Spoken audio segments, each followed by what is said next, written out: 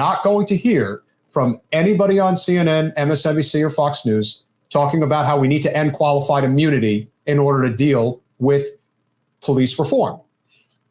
No one is going to be able to quantify what it means to police the police. The only people who can police the police are the police.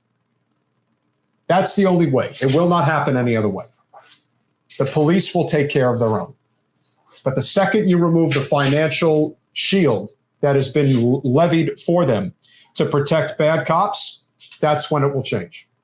The second you make it so that you are not allowed to hide behind the shield, if the officer in question, the precinct in question is practitioners in impropriety, then it'll change fast. Right now, qualified immunity basically protects from civil litigation against police departments. And so the taxpayers have to foot the bill when something like Tyre Nichols happens, because their family is going to seek justice, not just criminally, but civilly as well. And you know who's going to pay? The citizens of Memphis. That's who's going to pay, not the Memphis Police Department, even though they're the ones that should. If you take qualified immunity out of the equation, well, then the financial burden's on the police. And you better believe that the good, honest cops will not defend the bad cops anymore. Not if it's in the middle of their bread. That they will not stand for. That's how you're going to change it.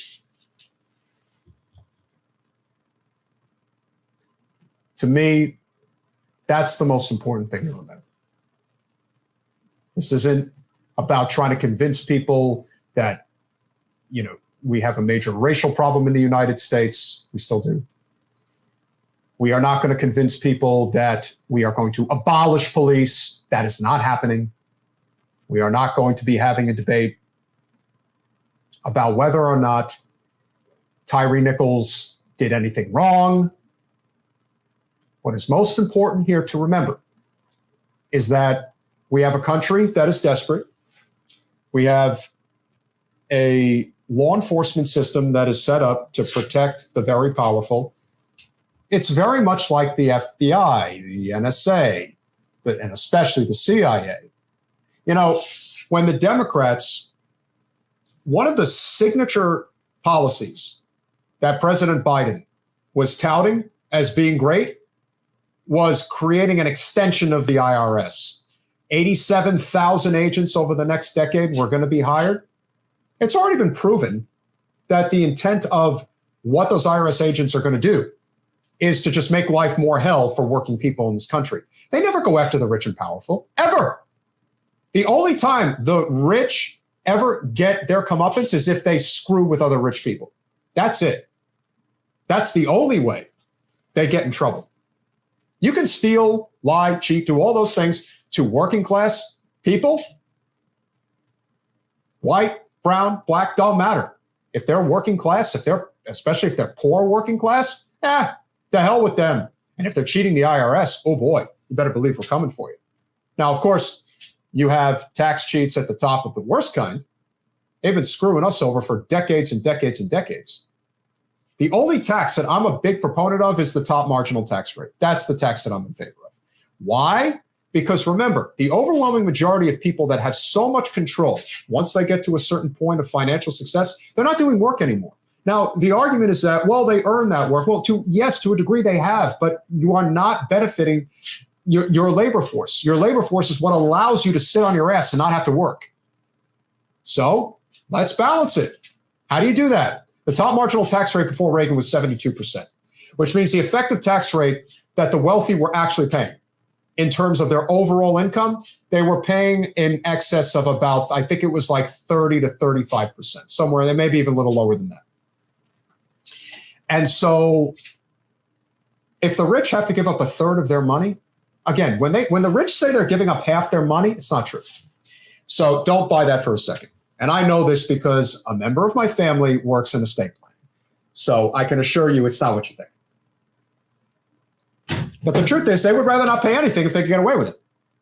And so with that said, the top marginal tax rate today is at about, I think it's the 37%, somewhere around there. If it was at 72%, you know, to me, I'm really of the mind that a lot of these problems are easily correctable, but we have to be uniting around these core issues going forward. It's important. I didn't listen to the interview. Paris, I don't, again, this is a part of me where, I don't agree with that. I don't agree with banning inheritance. I just think, again, the problem with inheritance is that the estate tax, which has basically been abolished, is to protect generational wealth from ever having to do anything, to basically just sit on their ass and not, have to account for, people always want to complain about people with not, two, quarters to rub together, two nickels to rub together, that they, have to pay Uncle Sam. Well, the rich don't want to pay Uncle Sam. And that's why one of the lasting legacies of the worst kind when it came to George W. Bush was that he eliminated the estate tax. Yeah, people forget.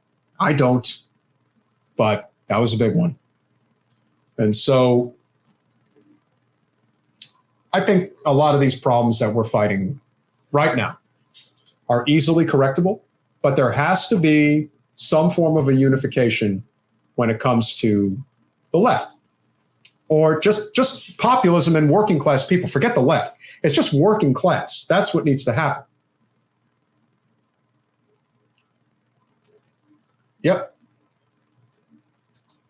And again, double K and everybody who subscribes to modern monetary theory, and I believe in it as well. What you have to remember is very important, that with lack of taxation, there's a lack of balance. We don't have balance. The devaluing comes from the fact that when it's money that is spent into the economy, when you're not getting taxes back, there is a devaluing of the currency that ends up happening. I'm not the best person to speak on this. Obviously, friend of the show, Steve Grumbine, really knows his stuff.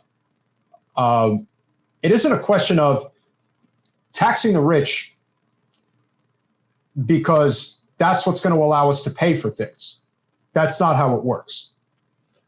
But you tax the rich because that's how you create the balance. The hoarding of wealth is possible because the tax code is completely effed up. That's a fact. And unless we're willing to fix that problem, Zenny, great to have you here. Hopefully you subscribe, click the bell, and join us on Monday at 9 p.m. Love for you to hear Jen Perlman, my podcast partner. I think you'll really get a kick out of her. Make sure to smash that like button if you haven't already.